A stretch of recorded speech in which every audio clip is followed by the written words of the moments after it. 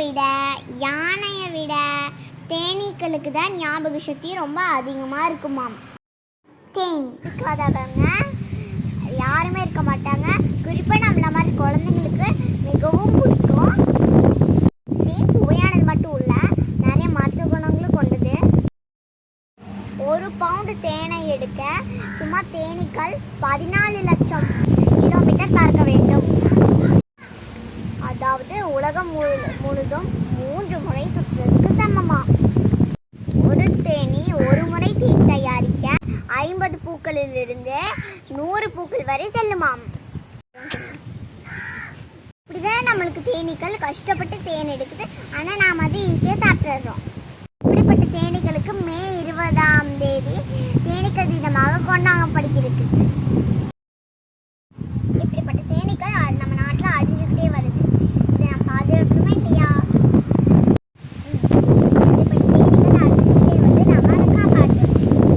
தேனீக்கள் தான் ஒரு பூல இருந்து இன்னொரு பூக்கு போய் தேன் எடுக்கிறதுனால தான் நம்மளுக்கு பாலினேஷன் ப்ராசஸால நம்மளுக்கு நிறைய பழங்கள் விதவிதமான காய்கறிகள் கிடைச்சிருக்கு.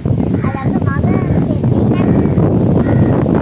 ஆல்பர்ட் ஐன்ஸ்டைன் என்ன சொல்லியிருக்காருன்னு தெரியும்.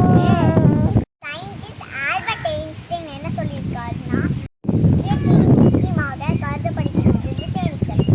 இந்த தேனீக்கள் மட்டும் அழிந்து விட்டால் மனிதனால் 4 வருஷத்துக்கு மேல வாழ முடியாதுன்னு ஆல்பர்ட் ஐன்ஸ்டைன் சொல்லியிருக்காரு. தேனீக்கள் ஏன் அழியுது, அதுக்கான காரணத்தை பார்க்கலாமா வாங்க. அதாவது விவசாயிகள் அதிகமா பெஸ்டிசைட், அதாவது பூச்சிக்கொல்லி மருந்து பயன்படுத்துறாங்க. அதனால நம்ம நாட்டில் தேனீக்கள் வந்து அழிஞ்சுட்டே வருது. அது எப்படி அழியுதுன்னு பார்த்தீங்கன்னா, நம்ம அதிகமாக பூச்சிக்கொல்லி மருந்து யூஸ் பண்ணுறதுனால அதுக்கு கூட்டுக்கு போகிற வழி ஞாபக மறதி ஏற்பட்டு கூட்டுக்கு போகிற வழி தெரியாமல் அவங்க வந்து இறந்து போயிடுறாங்க. அதுக்கு நம்ம இயற்கை முறையில் வந்து எல்லாம் பண்ணோம்னா வந்து நம்மளுக்கு தேனீக்கள் அழியாமல் பாதுகாக்கப்படும். ஹைபிரிட் செடிகளால் தேனீக்கள் வந்து ஜீரணமாகாமல் வந்து ஒவ்வொரு தேனீக்கள் இறந்து போயிடுறாங்க. மொபைல் ரேடியேஷனும் குளோபல் வார்மிங்கும் இன்னொரு காரணம்.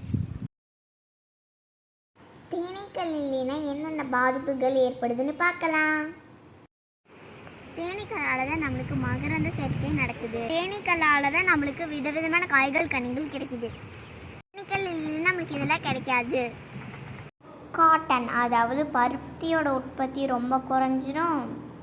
ஆடைகளோட உற்பத்தி ரொம்ப ரொம்ப குறைஞ்சிரும். தேனீக்கள் இல்லைன்னா நம்மளுக்கு காடுகள் இருக்காது. காடுகள் இல்லைன்னா நம்மளுக்கு மரங்கள் இருக்காது. மரங்கள் இல்லைன்னா மழை பொழியாது. மழை பொழியினா நம்மளுக்கு வந்து புல் இருக்காது.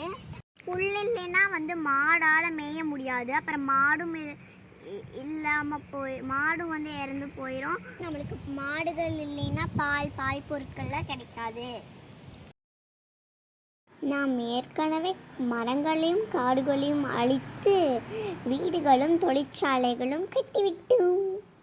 தேனீக்கள் இல்லை என்றால் மீதமுள்ள காடுகளும் அழிந்துவிடும் அபாயத்தில் இருக்கிறது. இந்த மாதிரி மரங்கள் செடிகள் அதில் இல்லைன்னா கார்பன் டை ஆக்சைடு அதிகமாயிரும். ஆக்சிஜன்லாம் கம்மியாயிரும். நம்மளால மூச்சு விட முடியாது. அப்போ உடம்பு பற்றாக்குறை வந்து ஏற்கனவே வாகனங்களும் தொழிற்சாலைகளும் பிளாஸ்டிக் பொருட்களும் நீர் நிலம் காற்றை மாசுபடுத்தி விட்டது. நம்ம தண்ணியை பொல்யூட் பண்ணதுனால இப்போ நம்ம தண்ணியே காசு கொடுத்து வாங்கிட்டு இருக்கோம். அதுவும் சத்தே இல்லாத ஆரோ வாட்டர் குடிச்சிட்ருக்கோம். நம்ம ஏற்கனவே கொரோனா வைரஸ்னால மாஸ்க் அணிஞ்சிட்ருக்கோம். அப்புறம் நம்ம காற்றையும் விலை கொடுத்து வாங்க வேண்டியது ஆயிரும். இப்படியே போச்சுன்னா நம்ம ஆக்சிஜன் சிலிண்டரை முதுகில் தூக்கிட்டு போக வேண்டிய நிலமை வந்துடும். இப்படி எதுவுமே இல்லாமல் போயிடுச்சுன்னா நம்ம பணத்தையும் மாத்திரையும் தான் சாப்பிட வேண்டியதாயிரும். இயற்கை நம்மளுக்கு இலவசமாக தந்துட்டு இருந்த எல்லாத்தையும் நம்ம தொலைச்சிட்டோம். இனிமேலாவது நம்ம பொறுப்பாக நடந்துக்கணும். Global warming அதிகமாயிரும்.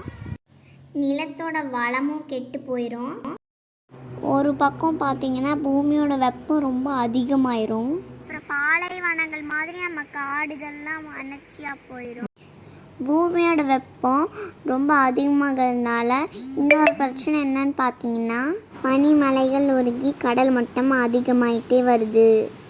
இதனால நம்ம பூமியே வெள்ளத்தில் மூழ்கிரும். இவ்வளோ பிரச்சனை ஏற்படும். இப்போ தெரிஞ்சுக்கிட்டீங்களா ஃப்ரெண்ட்ஸ்? தேனீக்கள் இல்லைன்னா தேன் மட்டும் கிடைக்காதுன்னு நினச்சிடாதீங்க.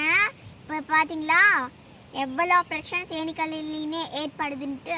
அதனால் நம்ம தேனீக்களை கண்டிப்பாக பாதுகாக்கணும். இயற்கை ஒன்றுக்கொன்று செயின் மாதிரி தொடர்பு உடையது. அதை நம்ம டிஸ்டர்ப் பண்ணாமல் பார்த்துக்கணும். இல்லைன்னா மனுஷங்களாகிய நம்மளுக்கு தான் அதை பேராபத்தை முடிஞ்சிடும். காப்பாற்றினால் மண்ணுக்கும் நல்லது, மனிதனுக்கும் நல்லது. மண்ணையும் காப்பாற்றுவோம், மனிதனையும் காப்பாற்றுவோம். அதனால தான் ஆல்பர்ட் ஐன்ஸ்டைன் தேனீக்கள் இல்லை என்றால் மனிதனால் 4 வருஷத்துக்கு மேல் உயிர் வாழ முடியாது அப்படின்னு அப்போவே கண்டுபிடிச்சி சொல்லியிருக்காடா. நாம தான் அதை இன்னும் உணராமல் இருக்கோம். எப்படி நம்ம தாத்தா பாட்டிலாம் இந்த பூமியை பொக்கிஷமாக பாதுகாத்து நம்மளுக்கு கொடுத்தாங்களோ அதே மாதிரி நாமளும் இந்த பூமியை பொக்கிஷமாக பாதுகாத்து அடுத்த தலைமுறைக்கு கொண்டு போய் சேர்க்கணும். இது நம்மளோட கடமை. So save the honeybees. See you. Take care. Bye bye. தேனீக்கள் எப்படி பார்த்து காக்கிறதுன்னு நெக்ஸ்ட் வீடியோவில் பார்க்கலாம்.